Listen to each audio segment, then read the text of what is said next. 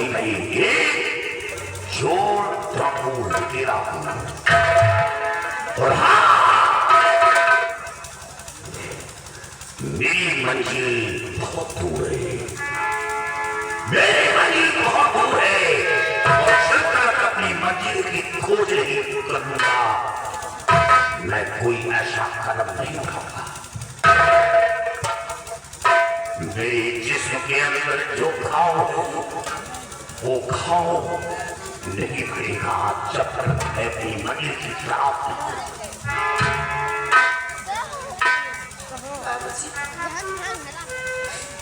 अगर आपके अंदर दिल ही नहीं था तो मुझे आप बाधा क्यों नहीं मर जाने दिया होता उसके ये हरी शान का फर्ज होता है। मैंने इंसानियत का फर्ज रखा है। अब तुम जाओ जाकर आराम फरमाओ, बाबूजी कोई खतरा नहीं है। मैं जाऊंगी तो कहाँ जाऊंगी? इस संसार में मेरा है ही कौन? माँ की बचपन में छोड़ के मुझे भगवान को प्यारी हो गई। मेरे बाबूजी थे वो भी मेरे जीने का सहारा थे तो भी उनको भी सेना पर से मार दिया। अब कौन बचा इस संसार में?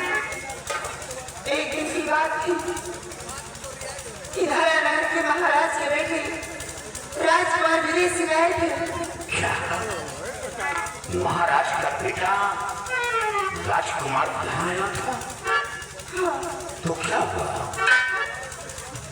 भूखे प्यासे भटक रहे थे बियावान जंगल में।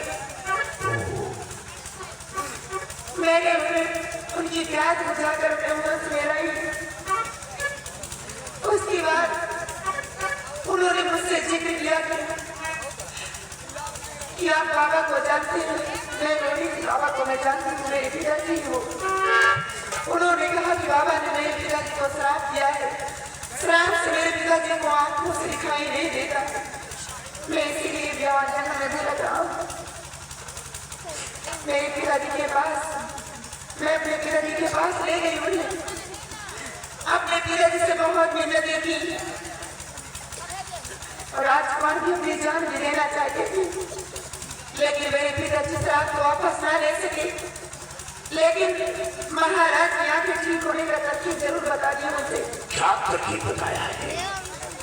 उनसे यही तरकीब बताया था कि यहाँ से 300 मील तुम्हें पूरब की तरफ जाना होगा।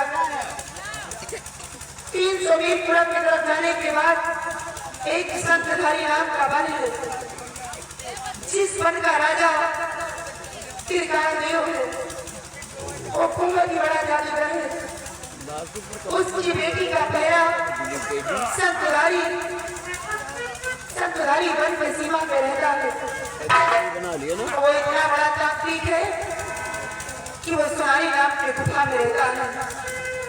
उसके पास एक मायावी काजल है, जिस काजल की पूजा अर्चना वो करता है। कोई साधारण काजल नहीं है।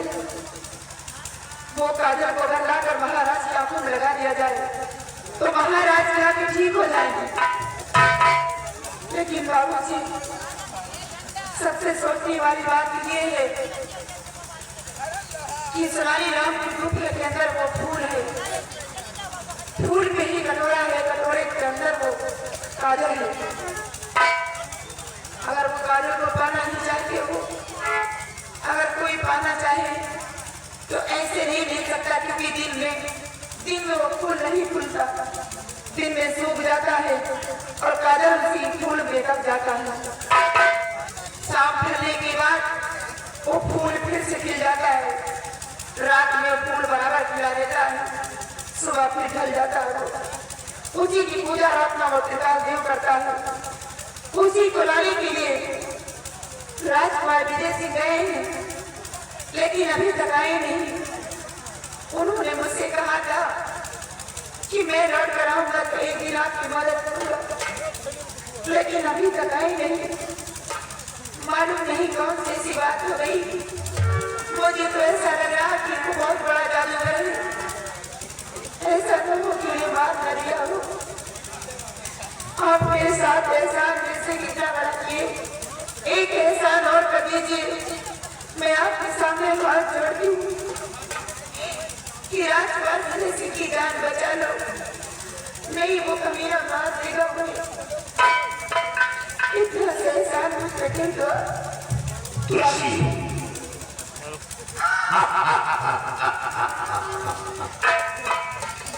यानी राजकुमार के लिए तुम्हारे अंदर बहुत बड़ी मोहब्बत है। राजकुमार को खुश ना हो। तुलसी, जब ये बात है तो मैं वादा करता कि एक दिन राजकुमार सुरक्षित कालखेल के बंधन से छुड़ा कर उस मायावी काजल को साफ लेकर आऊंगा।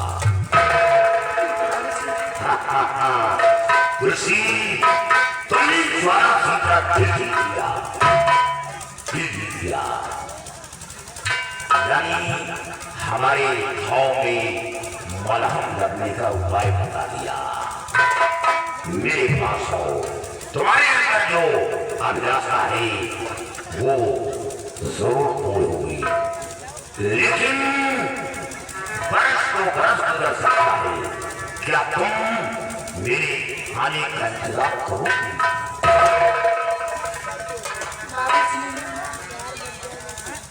मैंने पहले देखकर ही अपने दिल दे बैठी हूँ।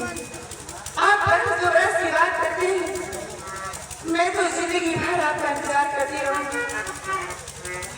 लेकिन तुलसी, जिस दिन मैं अपने काम में कामयाब हो गया तो तुम्हारी मनोकामना अवश्य पूर्ण होगी।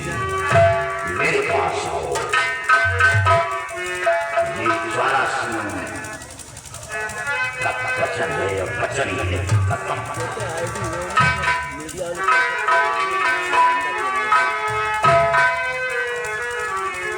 नैनों में बसी है, नैनों में बसी है तस्वीर तुम्हारी। नैनों में बसी है तस्वीर तुम्हारी। नैनों में बसी है। एक बड़ी मुसीबत से निजात दिला दिया।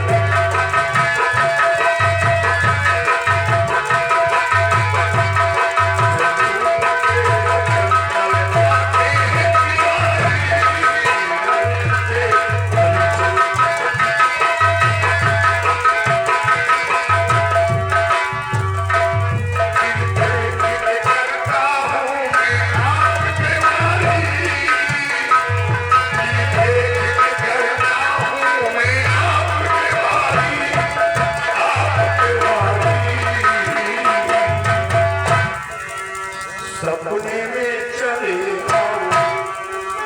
आओ, सपने में चले आओ कृष्ण मुरारी।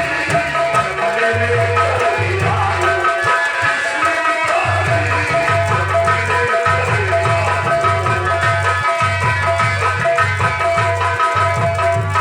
सपने में चले आओ, सपने में चले आओ।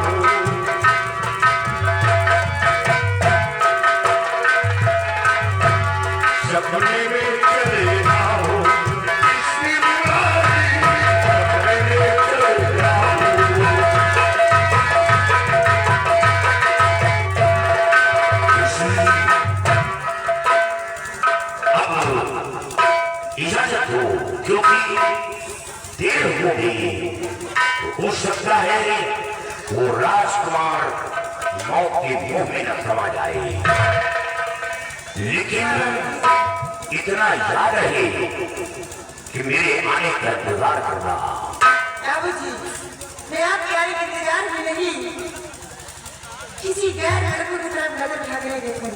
और रही बात, मैं भगवान से प्रार्थना भी करूंगी कि हे ऊपर वाले, दूसरी वैश्य को हर लड़कियां यही कहती हैं कि मैं किसी गैर लड़के की तरफ नजर उठाकर नहीं देखूंगा, लेकिन नजर दूर पहाड़ दूर मैंने देखा है कि यहाँ बातें कुछ और पीछे कुछ खेल और हो रहा है।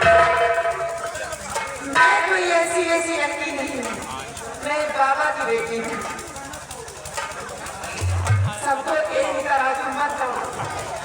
ठीक है ऋषि, जाओ, मैं अगर ईश्वर ने चाहा तो बहुत जल्द मुलाकात होगी। ठीक है, मैं आपका इंतजार करूंगी। जाओ।